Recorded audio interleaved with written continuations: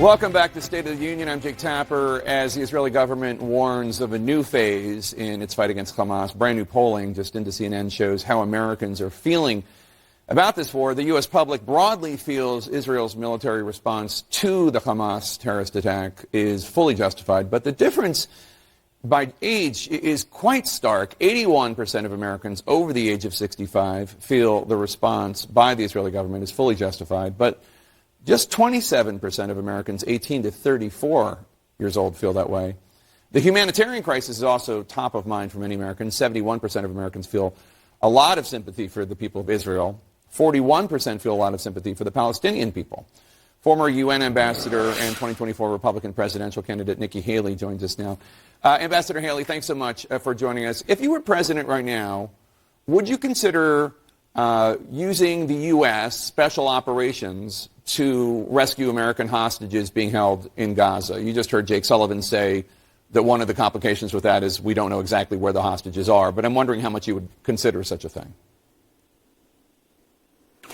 Thanks for having me, Jake. You know, I think it's important. You have to tell hard truths to Americans. And when you're talking about this, you know, when you showed those percentages of what people think and what they think we should do, you have to be honest with them. This is messy, right? I mean, we desperately want to get those American hostages out. But if you saw those kids in the hands of those terrorists, like with a mom heart, it made me sick to my stomach for all those parents having to see their children in those terrorist hands. So of course we want them out. But why isn't it so easy that we can do that? It's because we don't know where they are. And I have been in those tunnels that are massive, that are sophisticated, and that Hamas uses to hide equipment and ammunition and to do their dirty work and maybe to have those hostages. But where are those tunnels? They're underneath hospitals. They're underneath schools. They're in hard-to-find places. So this is incredibly tough. I feel for the Israeli families, I feel for the American families, and I feel for any other families who've lost a loved one or have someone in a hostage situation, because it's really bleak right now, and it's hard for anyone to feel good about this. Yeah, we just showed images that your office gave us of when you visited Israel in 2017, and the IDF took you to those tunnels near the kibbutz Ein HaShlosha. You said that because those tunnels in Gaza are near civilian sites, it's going to get bad. It's already pretty bad, obviously. There are more than 2.3 million Palestinians in Gaza. More than half of them are children. Do you think the U.S., Israel, Egypt needs to be doing more to help these innocent Palestinian civilians get out of harm's way? Although you just heard Jake Sullivan say one of the problems is Hamas is keeping the civilians in Gaza. They don't want them to leave. There are a couple of things at play here. Hamas is going to do everything they can to not have them leave, because guess what? They want them all to die. One, they want to use them as human shields, but two, they want to blame Israel and show images of dead children and say, look at what Israel did. But don't ever forget what Hamas did. Don't ever forget those girls running for their life. Don't ever forget those babies that were killed in cribs.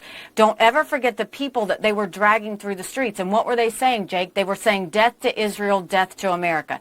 That's who we're dealing with. But I dealt with this at the United Nations. You're going to hear all of those Arab countries vilify Israel for what's about to happen. You're going to hear all of them say, how dare you not do more for the Palestinian people? And you know what? We should care about the Palestinian citizens, especially the innocent ones, because they didn't ask for this. But where are the Arab countries? Where are they? Where is Qatar? Where is Lebanon? Where is Jordan? Where is Egypt? Do you know we give Egypt over $1 billion a year? Why aren't they opening the gates? Why aren't they taking the Palestinians? You know why? Because they know they can't vet them, and they don't want Hamas in their neighborhood. So why would Israel want them in their neighborhood? So let's be honest with what's going on. The Arab countries aren't doing anything to help the Palestinians because they don't trust who is right, who is good, who is evil, and they don't want it in their country. So they're going to come and blame America. They're going to come and blame Israel, and don't fall for it, because they have the ability to fix all of this if they wanted to. They have the ability to go in and tell Hamas right now to stop what they're doing. They have the ability to tell Hamas to let those people out. But you know what? Qatar's going to continue to work with Hamas and their leadership. Iran's going to continue to fund all of this and not say anything. And who's silent? Every one of those Arab countries are going to be silent. But expect for the finger to point to Israel, and the finger's going to point to Israel, to America. I want you to take a listen to this statement that Governor Ron DeSantis made about I guess he's talking about all of the 2.3 million Palestinians. He said this on the campaign trail in Iowa yesterday. If you look at how they behave, not all of them are Hamas, but they are all anti-Semitic. None of them believe in Israel's right to exist. Now, just for our viewers' edification, according to recent polling earlier this year from the Washington Institute, which is a pro-Israel group, using the polling of Palestinian Center for Public Opinion, 62% of Gazans wanted the ceasefire with Israel to stay in place. 50% of Gazans want Hamas to stop calling for Israel's destruction, want Hamas to accept a permanent two-state solution based on the 1967 borders. 70% of Gazans wanted the Palestinian Authority from the West Bank to take over Gaza. So I'm not really certain that Governor DeSantis has a real read on the difference between Hamas and the people of Gaza. What was your response when you heard what Governor DeSantis said? I dealt with this every day for 2 years. And, what I can tell you is you have to realize that whether we're talking about Gazans and Palestinians, all of them don't. You've got half of them at the time that I was there didn't want to be under Hamas's rule. They didn't want to have terrorists overseeing them. They knew that they were living a terrible life because of Hamas. You had the other half that supported Hamas and wanted to be a part of that. We see that with Iran, too. The Iranian people don't want to be under that Iranian regime. They don't. We saw what happened to Masa Amini. We saw how they treat them. There are so many of these people who want to be free from this terrorist rule. They want to be free from all of that. And America's always been sympathetic to the fact that you can separate civilians from terrorists. And that's what we have to do. But right now, we can never take our eyes off of the terrorists. I mean, what Hamas did was beyond thuggish, brutal, and sick. What the Iranian regime is doing to help them is terrible. But let's look back at what did Biden do? Biden turned around and fell all over himself to get into the Iran deal. Obama did it before that. You gave all of this money, and what did you do? You empowered Iran to go and strengthen Hamas, strengthen Hezbollah, strengthen the Houthis to spread their terrorist activity. We went and strengthened those sanctions and decimated Iran's economy. And what happened? Biden has loosened the sanctions. Now we've got the fact that he gave $6 billion in hostage money. Okay, now you've frozen it, but we have all these American hostages. Guess what they're going to want? If you gave them $6 billion for 5 people and released hostages, guess what they're going to be asking for all these others that we have?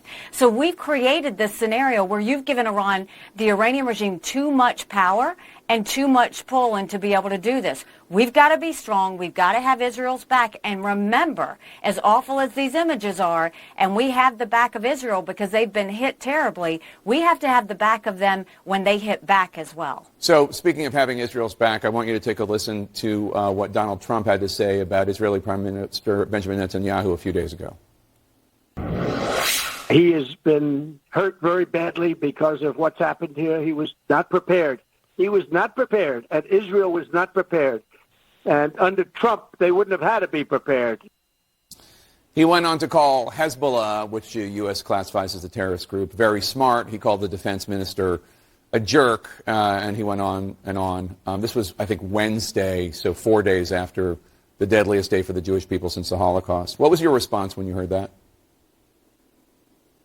It's why I continue to say it is time for a new generational leader. We've got to get past the headlines of the past. I mean, look, he congratulated the Chinese Communist Party not too long ago. He's saying Hezbollah is smart. I can tell you at the United Nations, when I was there, and I dealt with all of them every day, you don't go and compliment any of them. Because what that does is that makes America look weak. It doesn't make America look strong. It doesn't make America have friends with them.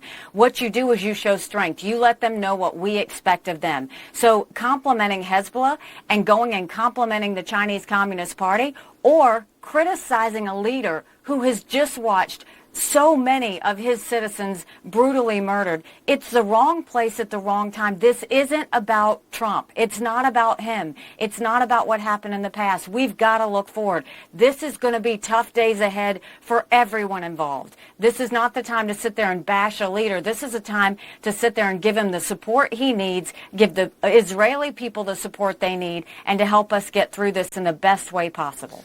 Before you go, the House still doesn't have a speaker for the first time in American history. This is nearly 2 weeks after Kevin McCarthy was stripped of his leadership. They still can't even pass a resolution condemning the Hamas attacks.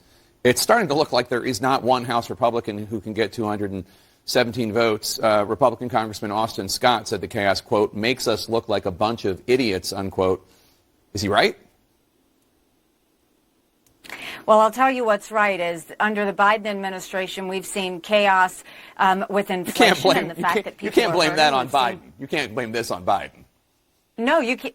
Well, you have to let me finish. Okay. We have seen chaos with inflation. We've seen chaos with the lack of transparency in education. We've seen chaos on the border. We've seen chaos with crime on the streets. And now we're seeing chaos around the world.